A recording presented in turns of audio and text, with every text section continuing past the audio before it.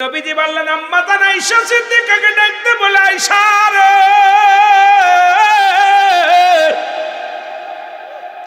আমি নবী, আমাকে জান্নাত জাহান্নাম দেখানো হলো। ওই জাহান্নামের মধ্যে যা দেখি দুই শ্রেণী মানুষ বড় কঠিন বিপদে আছে। তাদের এক নাম্বার হলো সুদখোর। এক নাম্বার কি? জোরে বলেন কি? এই সুদখোরেরা, আমার নবী বলেন সুদখোরদের বিচার। ও সুদখোরেরা শোন, আমি কবরের আলোচনায় যাই, মরণের আলোচনায় যাই, যার আগে একটা কথা বলে যায়। নবীজি বললেন ওই সুদখোরেরা, আল্লাহ রব্বুল আলামিন একটা নদী বানাইছে জাহান্নামের মধ্যে। সেই নদীটার নাম হলো আগুনের নদী। কিসের নদী? জোরে বলেন কিসের নদী? আগুনের নদী। যত সুদখোর আছে সব আগুনের নদীতে তাদের ফেলে দেয়া হবে। ওই আগুনের নদী থেকে সাঁতার কাটিয়া যখন তারা উপরে উঠবে, আবার তাদেরকে ফেরেশতারা দাবড়ায় আগুনের নদীতে ফেলে দিবে। তারা উঠার জন্য পাগল হয়ে যাবে রে। ওই আগুনের নদীর মধ্যে যা ছটফট করবে আর কাঁদবে, বলবে মালিক, ওই সুদখোরদের কোন বিচার, এমন কঠিন বিচার করবে গো। ওই বিচার নবী বলেন ওরা দৌড়িয়া দৌড়িয়া আগুনের ভিতর থেকে উঠিয়া, আগুনের ভিতর থেকে উঠিয়া যখন দৌড়াইবে, পালাবার চেষ্টা করবে, আবার ওই মালিক ফেরেশতা তার সেলারা ধরিয়া টেনে হিঁচড়ে আবার নদীর মধ্যে ধাক্কা দিয়ে ফেলে দিবে। কিয়ামতের ময়দান বড় কঠিন হবে। নবীজি বলছে আমি দেখছি ওই সুদখোরদের কান্না। ও যুবকেরা শুনে নাও, আজ থেকে যারা সুদ ঘুষ খাস, হিসাব করে খাও, ওই আগুনের নদীর মধ্যে আগুনের গল্লি খেতে হবে রে মুসলমান। এখান থেকে বাঁচা সম্ভব হবে না। দুই নাম্বার বললেন নবীজি, নবীজি বললেন দুই নাম্বার ব্যক্তি হলো, যুবক শোনো গো, দুই নাম্বার ব্যক্তি হলো এই দুনিয়ার মধ্যে মানুষের সমালোচনা করে, গীবত করে, মুসলমান শুনে নাও, পরনিন্দা করে। যেই সমস্ত, আমি বড় আশ্চর্য হয়ে গেলাম, একদল মানুষ ওই লোকের সামনে দাঁড়ায়া যাবে। নবীজি বললেন যাদের বিরুদ্ধে দুনিয়ার মধ্যে মিথ্যা তহমত দিয়েছে, যাদের বিরোধিতা করে, ও মুসলমান যারা গীবত করো, মিথ্যা তহমত দাও, নবীজি বললেন ওই সমস্ত মানুষগুলোর সামনে যাদের বিরুদ্ধে মিথ্যা তহমত দেওয়া হয়েছিল, ওরা এসে দাঁড়ায়া যাবে। তখন বলবে আমাদের নামে মিথ্যা তহমত দিয়েছিল আমাদের। তখন বলবে আমাকে ক্ষমা করো। বলে ক্ষমা করা হবে না, তোমার আমল নামা থেকে আমাদের নেকি দাও। সঙ্গে সঙ্গে ওই ব্যক্তির আমল নামা থেকে নেকিগুলো ওদেরকে দিয়ে দেয়া হবে। জোরে জোরে চিল্লায় বলা যাবে না আল্লাহু আকবার। আমার নবী বলেন ওদিন এমন কিছু মানুষ থাকবে গো, তাদের রূপ চেহারা দেখতে অনেক ভালো হবে, তাদের আমল শূন্য হয়ে যাবে। কারণ দুনিয়ার আমলগুলোর মধ্যে ফকর ছিল, দুনিয়ার আমলের মধ্যে গীবত, মুসলমান গীবত ছিল। আজকে আমার সমাজের মধ্যে দেখি রে, একদল মানুষ শুধু গীবত ছাড়া চলতে পারে না। নামাজ পড়ে পরনিন্দা করে, নামাজ পড়ে পরের গীবত করে। মুসলমান শুনে নাও, তোমার আমল নামাগুলো শূন্য হয়ে যাবে কিয়ামতের ময়দান। কারণ এ জীবন জীবন নয়, এমন একটা জীবন আসবে যে দেশে গেলে মানুষের বিচার হয়, যে দেশে গেলে মানুষের হিসাব হয়, যে দেশে গেলে মানুষ আর কোনোদিন ফিরে আসে না। আমরা সেই দেশের যাত্রী। জোরে বলেন ঠিক কিনা? আর একটু জোরে জোরে চিল্লায় বলা যাবে না আল্লাহ। জন্যই কবর দেশের যাত্রী আসেন যারা, বাবা এই দুনিয়ার মধ্যে থেকে পাপ থেকে বাঁচার চেষ্টা করো। কারণ দুনিয়ার মধ্যে কয়দিন থাকবা গো,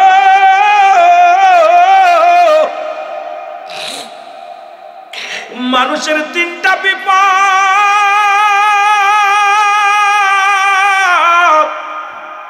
নাম্বার 1 হলো মানুষের মরণ, নাম্বার 2 হলো কবর, নাম্বার 3 হলো কিয়ামতের ময়দান। আল্লাহ এই তিনটা বিপদ থেকে আমাদেরকে তুমি রক্ষা করো আল্লাহ। এক নাম্বার বিপদ আমাদের মরণ যেদিন দিবা,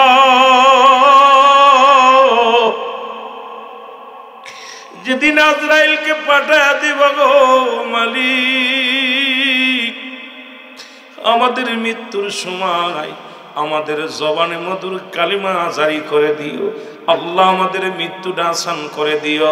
জোরে জোরে চিল্লায় আমার বন্ধুরা আমার বলতেছিলাম, এক নাম্বার বিপদ হলো মরণ।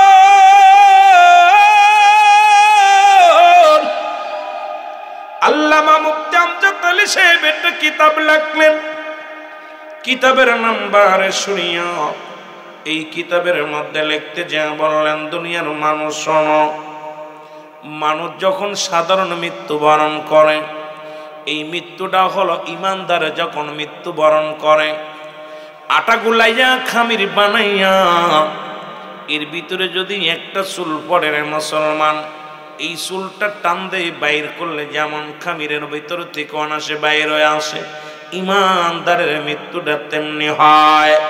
এর আল্লামা মুফতি আমজাদ আলী সাহেব বলে, দুনিয়ার মানুষ শোনো, 70টা তাজা উটের গায়ের চামড়া জবাই না করিয়া উল্টো দিকে টান দিয়া সিরিয়া লবণ আর মরিচ লাগা দিলে যতটুকু যন্ত্রণা হয়, এর চাইতে 70 গুণ যন্ত্রণা হলো একটা সাধারণ মৃত্যু। এখন মরণকালে তারা পায়খানা করে দেয়, মরণকালে তারা প্রস্রাব করে দেয়, মরণকালে অনেকেই জিহ্বা বাইর হয়ে যায় রে, মরণের সময় অনেকের চোখ দুটি বড় বড় হয়ে যায়, একটা অঙ্গ পড়ে যায়। আল্লাহ, তাদের মরণটা কত কঠিন হয়। কত মানুষের দাফন করাইলাম, কত মানুষের কাফন পরাইলাম, কত মানুষের কাফন পরে কয়েকদিন আগে এক চাচা মারা গেল, কাফন পরাতে যে হাতটা বেকা এমন কায়দা হয়েছে ভিতর উপরে দিতে পারি না, এমন শক্ত হয়েছে রে মুসলমান, হাতটা উঠাইতে পারি না। ও মুসলমান শুনে নাও, চোখ দুটি বড় বড় হয়ে গেছে, চোখটারে বারবার বন্ধ করার চেষ্টা করলাম, একবারও বন্ধ করতে পারি না, এমন ভাবে চেয়ে আছে, কারণ জানটা চোখ দিয়ে বাইর রয়েছে। তার ছেলেরা চেষ্টা করেছে, বিবি চেষ্টা বাজান ভাইরা চেষ্টা করেছে, চোখ দুটি বন্ধ করতে পারে নাই। ও দরদি বন্ধু গো, কত মায়েতের গোসল করাইছ, ইমাম সাহেব হুজুর বলতে পারবে, যিনি মায়েতের গোসল করান উনিও বলতে পারবে। কত মানুষের গোসল করাতে যায় দেখা যায় পায়খানা করে দিছে, মায়ের প্রস্রাব করে দিছে, ওই মরণ যন্ত্রণা সহ্য করতে পারে না। আল্লাহ আল্লাহ, ও আমার মালিক,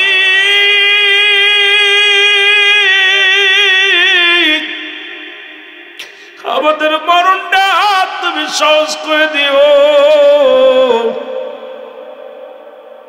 আল্লাহ। এই মরণের সময় যেন কালেমা পড়তে পড়তে মরতে পারি, ওই কালেমা যেন আমাদের নসিব হয়ে যায় মালিক।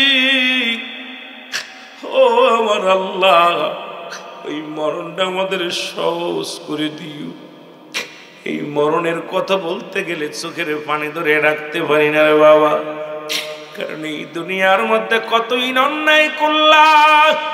তুমি কার জন্য সুদ খাও, কার জন্য ঘুষ খাও, কার জন্য দুনিয়াদারি করলা, 5 তলা বাড়ি করলা, 10 তলা বাড়ি করলা, কত সুদ খাইয়া পরের সম্পদ নষ্ট করলা, এই দুনিয়ার মধ্যে পরের হক নষ্ট করলা। এই দুনিয়ার মধ্যে মুসলমান শুনে নাও, শুনে নাও, তুমি সম্পদের পাড় গড়লাম, এই সম্পদ খাবে লোকে, তোমার দেহ খাবে পকে।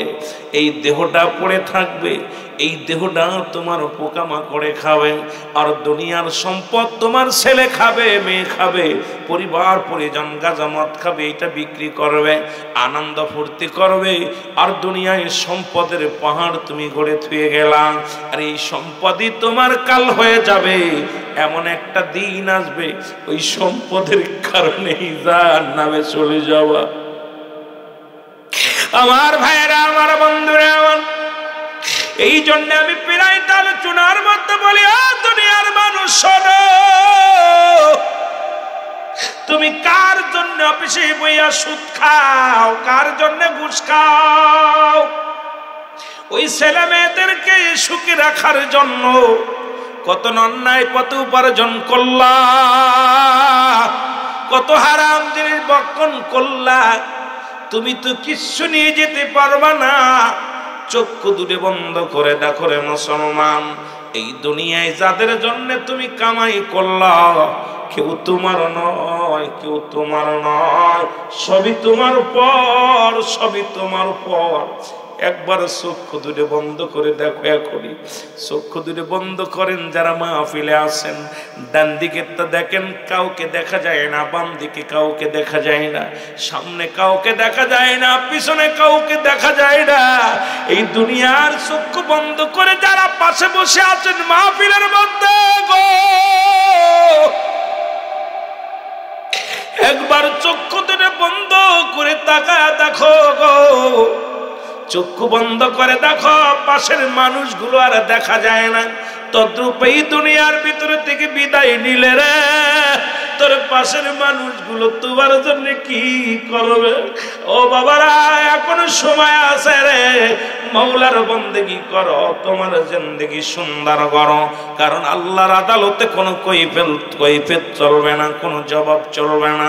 আল্লাহর দরবারে ধরা পড়ে যাব। আল্লাহ আমাদের ইমানি মৃত্যু দিও, আমাদের ইমানকে সালিম করে দিও।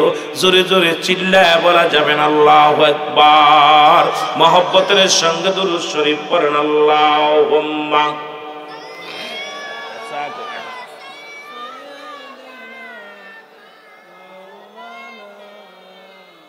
ও আলা আলি সাইয়্যিদিনা, অল্প দিন ভাই, এত নল পড়তে মাদাল্লাহুম্মা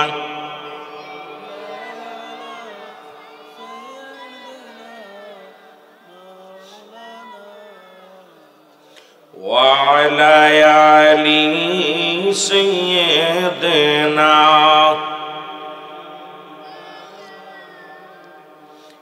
আকাশ জমিন তরুলতা, 18,000 মাখলুকাত সবাই মিলে পড়েন দুরূদ, পড়েন তারা নবীর পর আল্লাহুম্মা।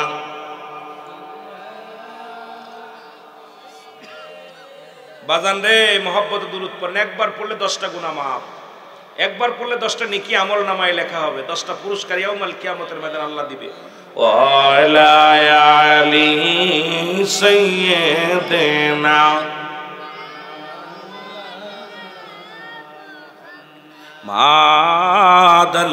মাদাল্লাহুম্মা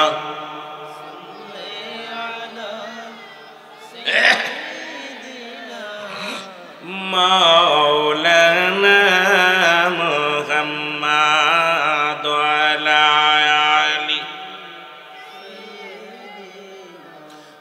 মাওলানা।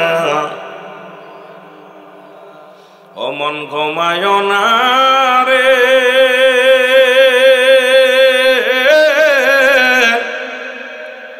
নাম জপ মৌলার, একদিন ঘুমাইবি রে মন, কবর মা ঝার মন ঘুমায় না রে। বলেন মন ঘুমায় না আরে, নাম জপ মৌলার, একদিন ঘুমাইবি রে মন, কবর মা ঝার মন ঘুমায় না রে। আহা, কত ঘুমাইবি এ দুনিয়ার মুসলমান, শুনে নাও। মনে পড়ে গেল রে, একজন নবী এখনো জান্নাতের মধ্যে আছে, জীবিত গো। ও মুসলমান, হযরত ইদ্রিস আলাইহিস সালাম,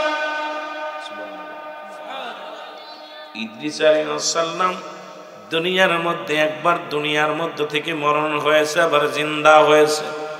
জিন্দা অবস্থায় জান্নাতের মধ্যে আছে।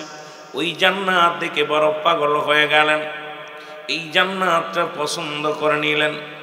এবার মুসলমান শোনো, এই জান্নাত পায় আমার আল্লাহ ডাক দিয়ে বলে, বন্ধু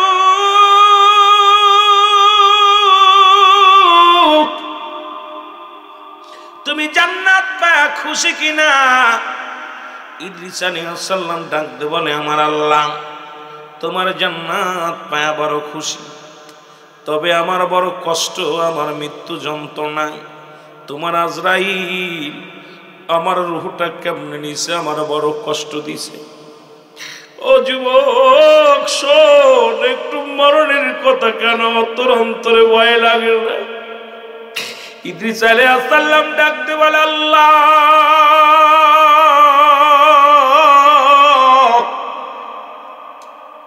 তোমার জান্নাত পা বড় খুশি হয়েছে, তবে একটা কষ্ট, তোমার আজরাইল বুঝি আমার সাথে ভালো ব্যবহার করে নাই।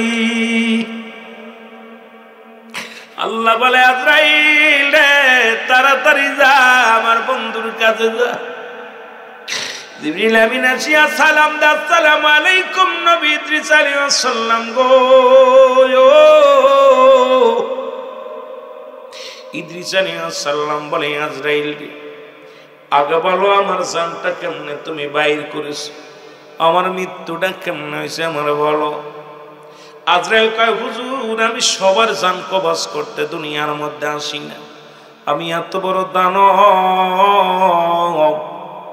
এই জমিনের মধ্যে থাকে আমার পা, মাথা থাকে আসমানে। সারা পৃথিবীর পানি যদি আমার মাথায় ঢেলে দেয়া হয়, একটু পানি জমিনের মধ্যে গড়ায় পড়ে না। ও নবী, আর পৃথিবীর মধ্যে সবার জান আমি কবজ করি না, একমাত্র ঈমানদারদের রূহ বাইর করার জন্য জমিনের মধ্যে আসি। আর মুনাফিক কাফেরদের জান, জাহান্নামীদের জানটা আমি বাইর করি। আসমান থেকে এমন একটা হুক্কার মারি গো, ওই না পায়খানা প্রস্রাব পর্যন্ত ভয়ে বাইর হয়ে যায়, জিহ্বা বাইর হয়ে যায়, চোখ দুটি বড় বড় হয়ে যায়, নাক কান্দে রক্ত বাইর হয়ে যায়। তাদের এত কষ্ট দিয়ে আমি মৃত্যু দিই গো।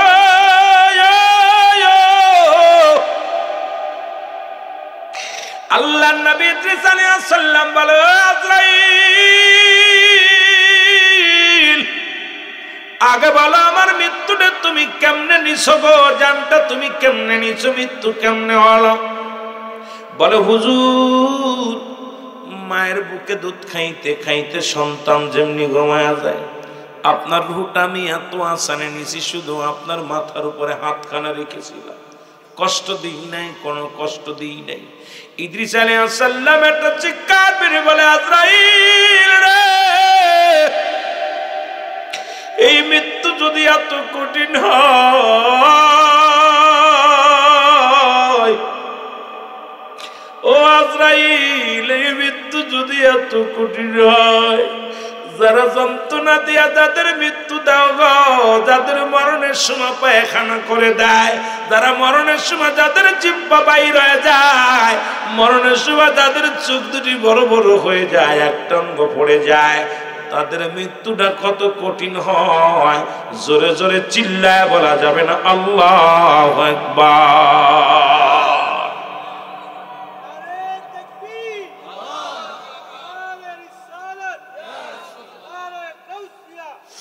আমার ভাইয়েরা, আমার বন্ধুরা, আমার সহজ মৃত্যু যদি এত কঠিন হয়, কঠিন মৃত্যুটা কেমনে কঠিন হবে গো?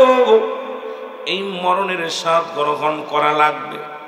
যত বড় টাকাওয়ালা হও, যত বড় বাড়িওয়ালা হও, গায়ের জোর দেখাইছো ফিরাউন নমরুদ, কারণ যারা খোদাই দাবি করেছিল তারাও দুনিয়ার মধ্যে নাই। এই এলাকার মধ্যে এমনও দামি মানুষ ছিল যাদের ভয়ে থরথর করে এলাকার মানুষ কাঁপতো। আজকে তাদের কবর উপর দিয়ে কুত্তা শেলে পায়খানা করে, কবর থেকে খেদানোর মতো ক্ষমতা আল্লাহ দেয় নাই। এমনও মানুষ ছিল যাদের ভয় এলাকার মানুষগুলো কথা বলতে পারতো না। এমপি সাহেব, মন্ত্রী সাহেব, টাকাওয়ালা, বড়না মেম্বার সাহেব, কত মাতবার সাহেব, যাদের ভয় এলাকার মানুষ থরথর করে কাঁপতো, তাদের কবর উপর দিয়ে গরু ছাগলে ঘাস খায়, খেদানোর মতো ক্ষমতা নাই। তোমার মস্তানি কয়দিন হয়? 70 বছর নাই, 80 বছর না 100 বছর। তোমার তো মুসলমান, একদিন তোমার শেষ হতে হবে। এই পৃথিবীর মধ্যে যারা খোদাই দাবি করেছিল তারাও দুনিয়া থেকে বিদায় হয়ে গেছে। যাদেরকে অর্ধ পৃথিবীর খলিফা বানানো হয়েছিল, যাদের এত পাওয়ার দিয়েছিল, তারাও দুনিয়া থেকে চলে গেছে। কেউ দুনিয়ার মধ্যে নাই। পৃথিবীর মধ্যে 4 জন ব্যক্তি প্রতাপশালী বাদশা বানাইল আমার আল্লাহ, তাদের কেউ দুনিয়া থেকে নিয়ে গেছেন মুসলমান। মুসলমানদের মধ্যে 2 জন, মুসলমানদের মধ্যে 2 জন। একজনের নাম হলো বাদশা সুলাইমান, যাকে আল্লাহ এত পাওয়ার এত ক্ষমতা আল্লাহ দান করেছিল, তাকেও দুনিয়া থেকে নিয়ে গেছেন। আর একজন মুসলমানদের মধ্যে বাদশা জুলকারনাইন, আল্লাহ তাকেও দুনিয়া থেকে নিয়ে গেছেন। কাফেরদের মধ্যে 2 জন ছিল প্রতাপশালী বাদশা, অল পৃথিবীর মধ্যে নামি দামি টাকাওয়ালা। এদের মধ্যে একজনের নাম হলো বাদশা নমরুদ, আর একজনের নাম হলো বুখতানসর। এই 4 জন ব্যক্তিকে আল্লাহ এত সম্পদের পাহাড়, এত শক্তি তাদের দিয়েছিল, আল্লাহ তাদেরকেও দুনিয়া থেকে নিয়ে গেছেন। ও মুসলমান, তুমি একবার চিন্তা করে দেখো রে বাবা, এই দুনিয়া চিরস্থায়ী নয়, ক্ষণস্থায়ী জিন্দেগি। আমার আপনার জিন্দেগি হলো, পুরো জিন্দেগি হলো কবরের জিন্দেগি। জোরে বলো ঠিক কিনা? আমার মরণ আসিবে কখন কেউ তো জানি না। আমার আরো জোরে বলেন, আমার মরণ আসিবে কখন কেউ তো জানি না। এই আমি চলে যাব, আমায় তোমরা না, আমি চলে যাব, আমায় তোমরা না। আমার মরণ আসিবে কখন কেউ তো জানি না। আমার টাকা পয়সা দালান কোটা যাহা করেছি, সব কিছু ফেলাইয়া আজি একাই চলেছি রে। আমি সব কিছু ফেলাইয়া আজি একাই চলেছি। আমি যাবার বেলায় ভেবে দেখি আমার কেহ নাই। আমি যাবার কালে ভেবে দেখি নাই, আমার মরণ আসিবে কখন কেউ তো জানি না। আমার কুল্লুমান আলাইহা, সব শেষ করে দিবে কে? আরো জোরে বলেন কে? আল্লাহ বলে, দুনিয়ার মানুষ শুনে নাও, এই পৃথিবীর মধ্যে আমি কিচ্ছু বলতে কিচ্ছু রাখবো না গো।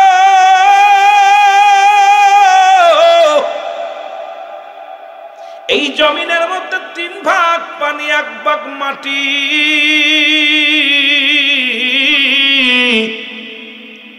আল্লাহ কয়, জমিনের মাটি গুলো আমি পুড়ে তামা বানায়া দিব। কি বানায়া দিব আমার আল্লাহ? জোরে বলেন, কি বানায়া দিব? এই মাটিরে কত কষ্ট দেয়, মাটির পথে হাঁটো। এই মাটি বারবার ডাকে, আয় আমার ভিতরে আয়। ও ঘুষখোর, ও সুদখোর বেনামাজি, ও সকলখোর নারী খোরায়, জিনা খোরায়, তোরে দেখবো আমি, তোরে সাইজ করার জন্য এমন সাইজ বানাইবো। এই মাটির ভিতরে একটা কথা আমার মনে পড়ে গেল, হঠাৎ করে বলতে যাইয়া। শেরে খোদা হযরত আলী রাদিয়াল্লাহু তাআলা আনহু উনি রাস্তা দিয়ে যাইতেছিলেন, হঠাৎ এক বালকের গায়ে ধাক্কা লাগিয়া হাতের মধ্যে তেল ছিল, তেলটা বালকের হাত থেকে পড়ে গেল। পড়ে যাওয়ার পর বালক বলে, আলী তুমি কে গো? কয় আমি শেরে খোদা হযরত আলী। বলে তুমি যেই হও না কেন আমার তেলটা দাও। বলে বাদান রে, তেল তো মাটির মধ্যে পড়ে গেছে, বালুর মধ্যে পড়ে গেছে, বালুতে খেয়ে ফেলেছে, বালু তেল কেমনে দিব তোরে? বলে আমার তেল দাও, তোমার মতো মস্তান দেখার সময় নাই। আমার মা জননী তেল নিয়ে যেতে বলেছে, তুমি আমার তেলটা ফেলে দিচ্ছ, আমার তেলটা ফেরত দাও। আল্লাহু আকবার। আর একটু জোরে। আলী কয় বালকরে তেল দেওয়ার সম্ভাবনায়, তেল তো জমিনের মধ্যে পড়ে গেছে। বলে আলী রে শুনে রাখো, তোমার পথ আমি আগলে দাঁড়িয়ে থাকলাম, যতক্ষণ পর্যন্ত তুমি আমার তেল না দিবা আমি তোমার পথ ছাড়ব না। শেরে খোদা হযরত আলী রাদিয়াল্লাহু তাআলা ইসলামের চতুর্থ খলিফা, হাতের মধ্যে মাটিগুলো নিয়ে জোরে একটা চাপ মারলেন। চাপ মারার পর সব তেল ছেড়ে দিল। তেলটা ছেড়ে দিলে বালকের হাতে দিয়ে বলে, বালক নাও। বালক বলে, আলী রে আমি অত্যন্ত খুশি হয়ে গেছি, তুমি তেলটা আমাকে ফেরত দিছো গো, আমি আমার মায়ের কদমে পৌঁছায় দিতে পারবো।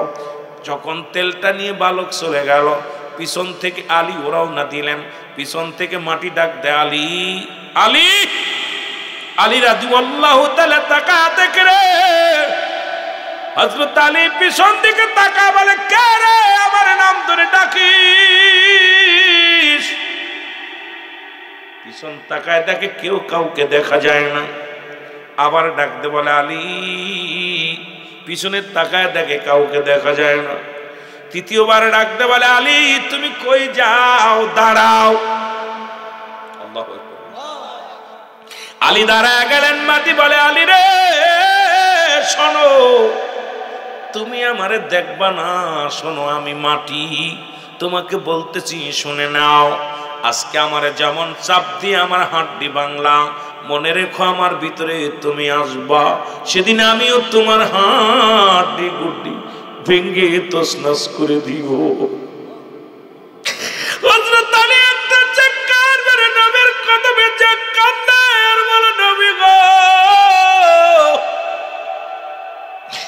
মায়ের নবী, দয়াল নবী গো, আমি আলী শেষ, আমি আলী শেষ নবী গো। আমার নবী ডাক দিয়ে বলে, আলী রে তুই এত কান্দিস কেন? তোর চোখে এত পানি কেন আলী? নবী কয়, আলী তুই কান্দিস না। আলী বলে, নবী গো, দুনিয়া থেকে 10 জন সাহাবী জান্নাতের শুভ সংবাদ শুনেছিল, তার মধ্যে আমি 4th নাম্বার সাহাবী ছিলাম। নবী গো আপনি বলছেন আবু বকর ফিল জান্নাতি, উমর হযরত উমর ফিল জান্নাতি, উসমান ফিল জান্নাতি, আলী ফিল জান্নাতি। নবী গো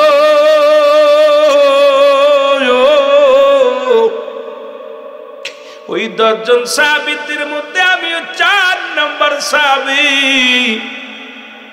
আমার নবী কয়, আলী রে তুই এত কান্দিস কেন রে, তোর চোখে কেন পানি? বলে, নবী গো ওই কবর থেকে আমি বাঁচবো কেমনি, ভয়ে কান্দি।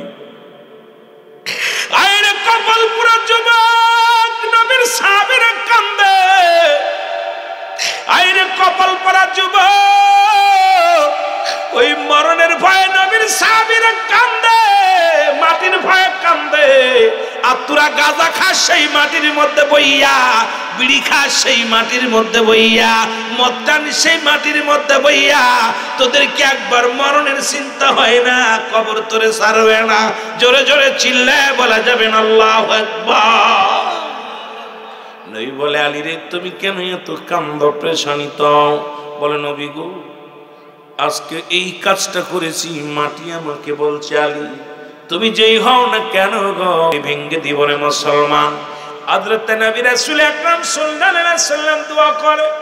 আলী কয়, নবী গো, নবী একদিন নয় দুদিন নয়, আলী 1 বছর কাঁদতে লাগলেন। 1টা বছর ওজার নয়নে কান্দে, শুধু মাটির চাপের ভয়। ওরে মৌলবীরা শোন, মুন্সিরা শোন, আলেমরা শোন, সাধারণ পাবলিক শোন, তোদের কেন অন্তরের ভিতরে ভয় নাই? একটা বছর কান্দে ঈদুল ফিতরের দিনে সব সাহাবী নামাজ আদায় করে সব যার রাসূলুল্লাহর সঙ্গে কদম মসি নবীর সঙ্গে মোলাকাত করে মুসাফা করে, রাসূলুল্লাহর কদমের মধ্যে পড়ে। নবী দেখে আলী না, আমার নবী কয় আমার আলী কই রে? কয় হুজুর আলী কয়, কয়ে আলীরে খুঁজে পায় না। আমার নবী রওনা হয়ে গেলেন, আলীর ঘরের মধ্যে আসলেন, সালাম দেয়, আসসালামু আলাইকুম ইয়া আহলাল বাইত। ঘরের ভিতর থেকে আওয়াজ আসে, কান্নার আওয়াজ, হাউমাউ করে কান্দে। নবীর কান্না, আমার নবী ডাক দিয়ে বলে, আলী রে তুমি কেন কান্দ? হযরত আলী বলে, নবী গো আমার ওই দিনটার কথা মনে পড়ে যায়, ওই মাটি আমার সাথে কথা বলেছিল, আমারে চাপ দিবি কবরের মধ্যে, আমারে ধরবে, ওই ভয়ে আমি আলী কান্দি। আমার নবী আল্লাহর দরবারে প্রার্থনা করেন, আলীর চোখের পানি আল্লাহ কবুল করেছে, মাটি মাফ করে দিছে হযরত আলীকে। এলাহাম আসে, নবী ডাক দে, আলী রে মাটি তোমাকে ক্ষমা করে দিছে, তোমার কান্না একদিন নয়, দুদিন নয়, একটা বছর অজর নয়নে কাঁদছে।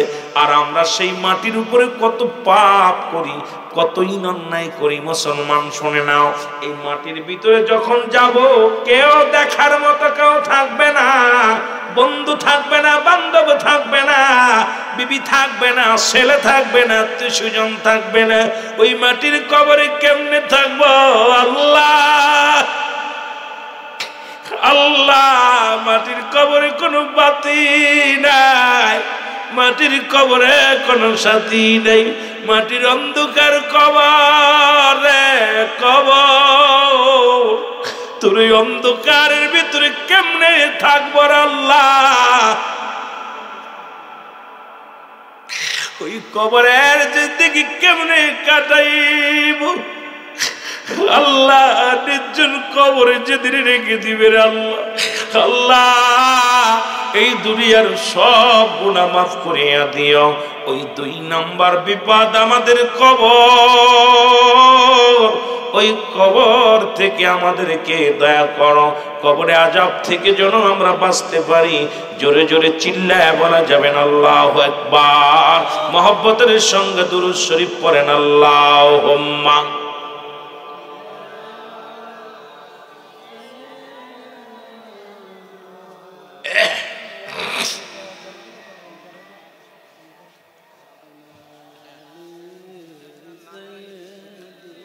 বাজান, আহারে কবর কাউকে ছাড়বে না, এই মাটি কাউকে ছাড়বে না। এই পৃথিবী নিষ্ঠুর পৃথিবী, এমন নিষ্ঠুর, পচা গলা সব গ্রহণ করে, ছাড়ি দেয় না কাউকে, কাউকে ছাড়বে না। বলবে না আমার ভিতর আসিস না, কবর বারবার ডাকতেছে। পাপী বান্দারা, যারা পাপ করেছি, অন্যায় করেছি, একটু কি অন্তরের ভিতর ভয় জাগে না? বাবারে একটু অন্ধকারে একবার একা একা বইয়া চিন্তা করবেন, রাত্রে যখন ঘুমাইবেন তাহাজ্জুদের নামাজ পড়িয়া বৈশা বৈশা একটু যায়, নামাজের পর একটু বসে বসে চিন্তা করবেন, আল্লাহ তুমি আমার পাঠাইলে কেন? ওই কবরে কেমনে থাকবো, ওই অন্ধকারে কেমনে থাকবো? একবার চিন্তা করবেন। বাতি বন্ধু বান্ধব নিয়ে চলতে পারি না, সাথী পাতি নিয়ে চলতে পারি না, ভয় লাগে অন্তরের ভিতরে।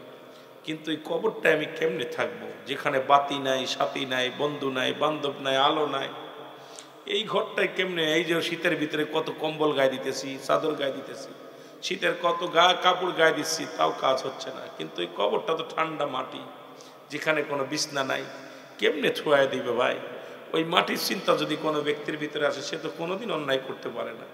ওই কবরের চিন্তা যার ভিতরে একটা ঢুকে গেছে, সে জীবনও কোনোদিন জিনা, ব্যভিচার, অন্যায়, জুলুম, অন্যায় কিচ্ছু করতে পারে না। তার দ্বারাই সম্ভব না নামাজ কাজা দিয়া, তার দ্বারাই সম্ভব না অন্যায় করা, তার দ্বারাই সম্ভব না জুলুম করা, তার দ্বারাই সম্ভব না বেহুদা কাজ করা, অশালী বেহায়াপনা কাজ করা, জীবনেও সম্ভব না। তার ভিতরটা, অন্তরের ভিতর ঢুকছে শুধু ভয়। কিন্তু আমাদের ভিতর কেন ভয় নাই? গত কয়েক মাস আগে দেখলাম, বড় কষ্ট পেলাম যে মানুষ দাদা নাতনির ছবি তুলে, মরা মানুষের দাড়ি ধরে ছবি তুলে সেলফি তুলতেছে। আহা, এগুলো কি কিয়ামতের লক্ষণ না? দেখলাম কোন দেশের জন্য মানুষগুলো মারা গেলে কবর উপর দিয়ে কাজ দিতে হয়েছে, কবরের ভিতর কি আযাব হয় দেখার জন্য। আহা, এগুলো মানুষ কি যে অবস্থা হচ্ছে ভাই! কবরের প্রতি মানুষ ভয় নেই। কবর কিন্তু বারবার ডাকতেছে আমাকে আপনাকে, এই চিন্তা যদি কারোর ভিতরে আসে, এই চিন্তা কি কয়দিন আব্বা, কয়দিন বাঁচবো? আজরাইল বারবার ডাকতেছে, জোরে বলেন ঠিক কিনা? একটু মহব্বতের সঙ্গে দুরূদ শরীফ পড়েন, আল্লাহুম্মা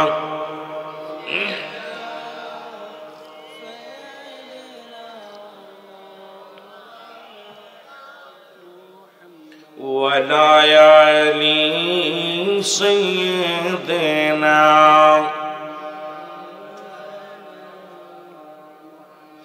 আরো জোরে বলেন আল্লাহুম্মা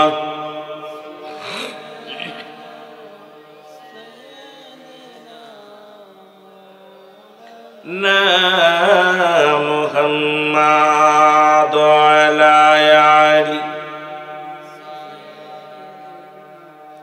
মাওলানা।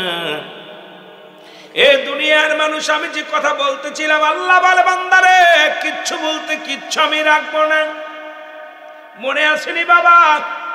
এই জমিনটা পুরা, জমিনটার মধ্যে যা কিছু আছে সব চূর্ণ বিচ্ছিন্ন করে দিবে, মাটিগুলো পুরায় তামা বানায়া দিবে। পৃথিবীর মধ্যে 3 ভাগ পানি, 1 ভাগ মাটি। ওই পানিগুলো পুড়ে হয়ে যাবে ছাই। কি হয়ে যাবে? পানিগুলো পুড়ে হয়ে যাবে ছাই। একটু ভাবার দরকার মুসলমান, যে পানি দিয়ে আগুন লিবানো হয়, সেই পানিগুলো পুড়ে ছাই হয়ে যাবে। তামাম জমিনটা পুড়ে তামা হয়ে যাবে, ধোলার জমিনগুলো পুড়ে তামা হয়ে যাবে। যেদিন কিচ্ছু বলতে কিচ্ছু থাকবে না, কোনো কীট পতঙ্গ থাকবে না, বাড়ি থাকবে না, ছেলে থাকবে না, বেবি থাকবে না, পরিবার পরিজন থাকবে না, এমনকি আপনিও থাকবেন না। আল্লাহ কয় বান্দা সেদিন থাকবো শুধু আমি আল্লাহ। কে থাকবে? জোরে বলেন কে থাকবে? আল্লাহ কয় বান্দা সেদিন থাকবো শুধু আমি থাকবো আমার হাবিবের ভালোবাসা নিয়ে। এই জন্য আপনাদের কাছে জোরহাত করে বলে যায়, আজ থেকে এতদিন যা করছেন করছেন, আজ থেকে আমার আল্লাহর গোলাম নবীজির প্রেমের মালা গলায় পড়তে হবে। 1 ওয়াক্ত নামাজ কাজা দিব না, অন্যায় করব না, জুলুম করব না, ব্যভিচার করব না, দুনিয়ার মধ্যে মানুষের হক নষ্ট করব না, রাসূলুল্লাহর পথে চলব। আল্লাহ যেন চলার তৌফিক দান করে। জোরে জোরে চিল্লায় বলো আল্লাহু আকবার।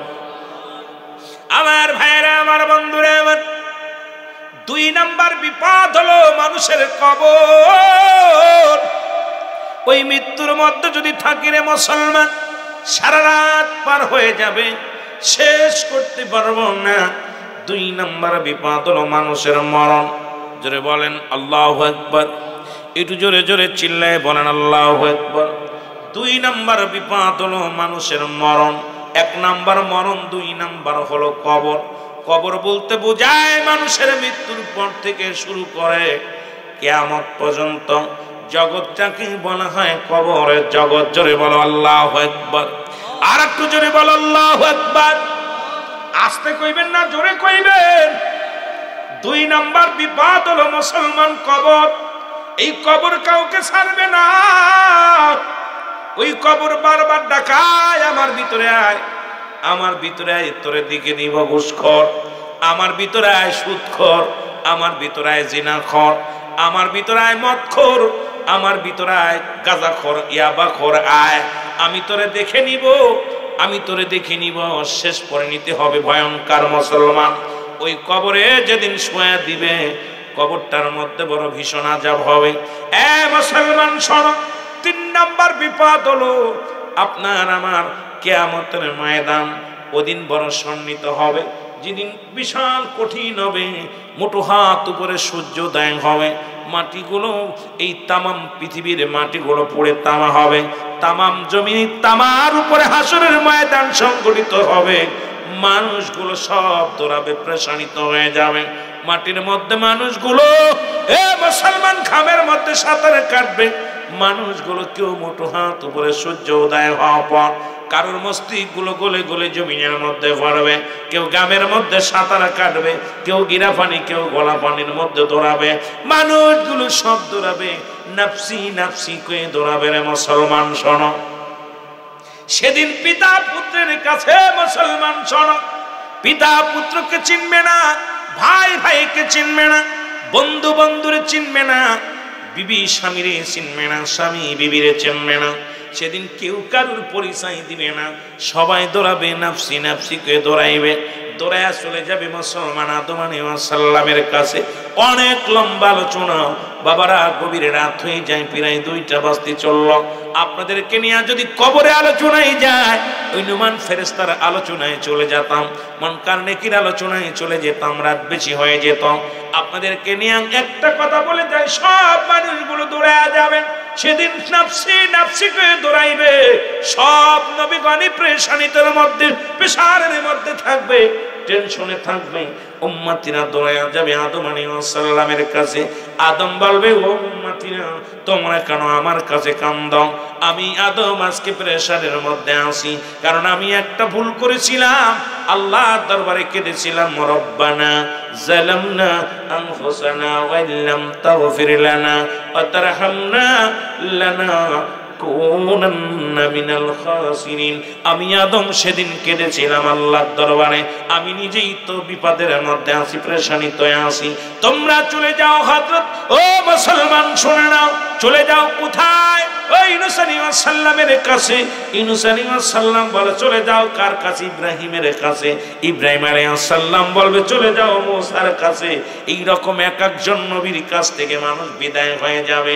সেদিন একমাত্র দরদি বান্ধব পাবে কাকে? দরদি বান্ধব পাবে দিনের নবী, উম্মতের কান্ডারি, রাহমাতুল লিল আলামিন।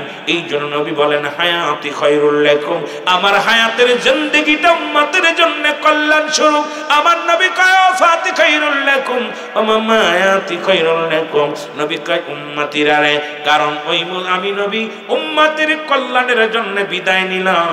নবীজি উম্মতের জন্য বিদায় নিছেন, কারণ উম্মতের জন্য, কারণ নবীজি ও মুসলমান ওদিন কানবে, ইয়া রাব্বি হাবলি উম্মতি, ইয়া রাব্বি হাবলি উম্মতি বলে রাহমাতুল লিল আলামিন চিৎকার মারবে। নবীর পাগলেরা গো, সেদিন একমাত্র বিপদের দিনের দরদি বান্ধব হবে আপনারা আমার দরদি নবী রাহমাতুল লিল আলামিন। এই জন্য আপনাদেরকে আমি বলে যাই, আজ থেকে তওবা করেন। সুদ কুদ যারা খান, যারা অন্যায় পথে চলেন, সবাই তওবা করেন গো আমার আল্লাহ। আমরা অন্যায় করব না, জুলুম করব না, ব্যভিচার করব না, কাউকে ঠকাবো না, কাউকে কষ্ট দিব না। আল্লাহ যে কটা দিন দুনিয়ার মধ্যে থাকবো, আমাদের ইমানের সাথে রাখিও, আমাদের ইমানকে তুমি মজবুত করে দিও। আল্লাহ কবরটা আমাদের ভালো করে দিও, মৃত্যুটা একটু আসান দিয়ে দিও, আখেরাতে দয়াল নবীর দিদার দিয়ে দিও, ডানাতে আমল নামা দিয়া আমাদেরকে নাজাত দিয়া দিও। জোরে বলো আল্লাহু আকবার।